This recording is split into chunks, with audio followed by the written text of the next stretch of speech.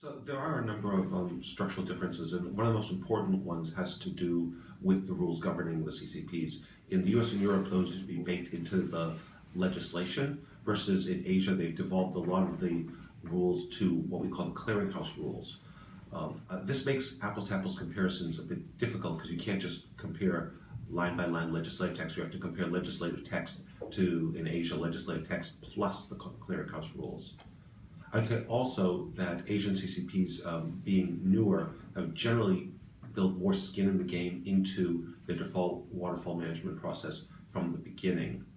At the same time, the Asian CCPs tend to specialize in single asset class or single currency, while the global CCPs from the US and Europe will cover broader asset classes and more different products and currencies.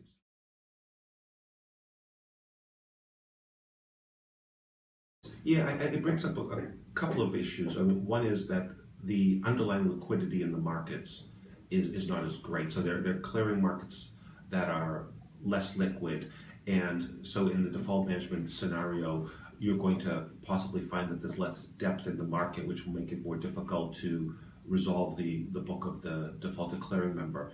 At the same time, it's more likely that the positions will be more directional in nature, due to the nature of the participants in the market and more single asset class based. There's a further concern around collateral that has to do with a number of Asian jurisdictions, because there's a dearth of government bonds. The government simply haven't borrowed enough debt.